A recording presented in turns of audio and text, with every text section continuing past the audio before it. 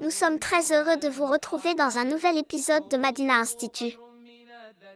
Nous sommes dans le niveau 1 de la matière éducation islamique. Bienvenue à vous dans cette leçon.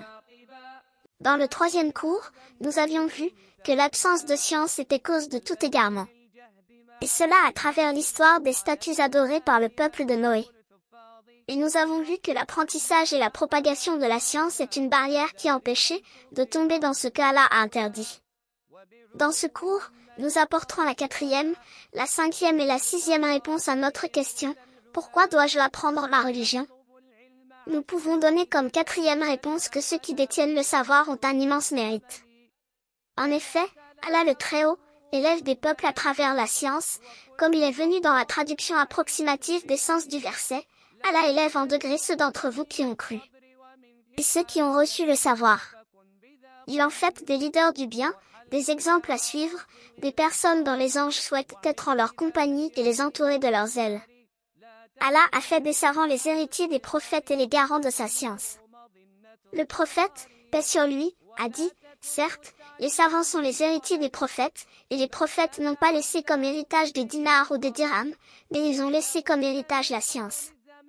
Nous voyons ici de manière très claire la grande importance des savants, la place élevée qu'ils occupent au sein de notre communauté, et forcément, cette place impose envers eux un respect de notre part, et de se retourner vers eux en cas de besoin. Il y a rapporté dans le Coran, et demandez aux gens de science si vous ne savez pas. Ce verset nous montre également qu'il ne faut pas se tourner vers des ignorants pour nos questions religieuses. La cinquième réponse à notre question est, l'apprentissage de la science religieuse et son enseignement sont des causes pour obtenir la miséricorde d'Allah. Sachez que toute chose invoque le pardon d'Allah pour celui qui apprend la science religieuse. Du poisson dans la mer, jusqu'aux bêtes féroces sur terre, le ciel ainsi que les étoiles, tous invoquent en faveur de celui qui apprend. Le prophète, que la paix d'Allah soit sur lui, a dit, les anges tendent leurs ailes par agrément pour celui qui recherche la science, et tous ceux qui sont dans les cieux et la terre, jusqu'aux poissons dans la mer, demandent pardon pour le savant. Pour terminer, notre sixième réponse est que le chemin de la science mène au paradis.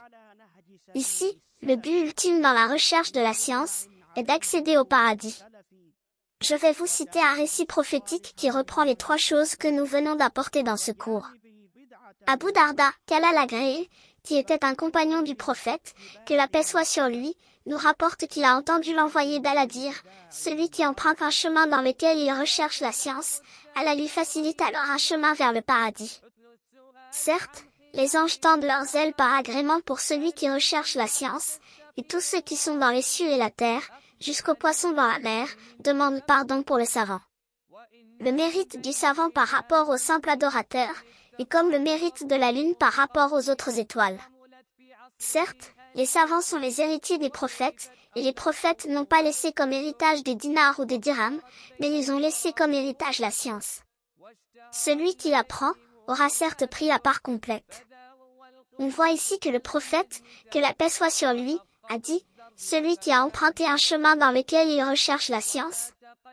Donc peu importe ce que tu as amassé comme savoir, le principal est d'être sur le chemin pour obtenir cette grande récompense. Nous demandons à Allah, gloire à lui, qu'il nous accorde la guidée qui nous permettra d'accéder au paradis. Le paradis, cette demeure qu'Allah a préparée pour ses serviteurs pieux. Cette demeure où il y a préparé ce que nul œil n'a jamais vu, ce qu'aucune oreille n'a jamais entendu et ce qu'aucun homme n'a pu imaginer.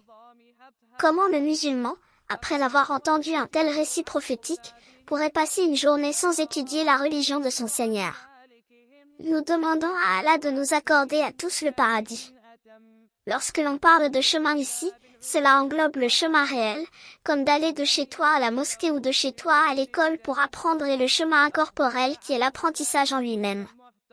Donc à chaque fois que nous apprenons, Allah nous facilite un chemin vers le paradis.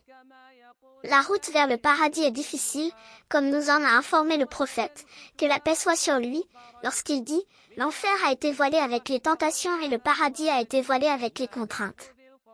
Donc saisir tout ce qui peut nous faciliter l'accès au paradis est très important. La science utile est celle qui nous fera atteindre les hauts degrés. Empressons-nous donc d'apprendre et de mettre en pratique. Nous avons donc vu aujourd'hui le grand mérite des savants qui sont les héritiers des prophètes ayant reçu leur héritage qui est la science. Nous avons également vu qu'apprendre est une cause pour obtenir la miséricorde de notre Seigneur et que cela nous facilite le chemin vers le paradis.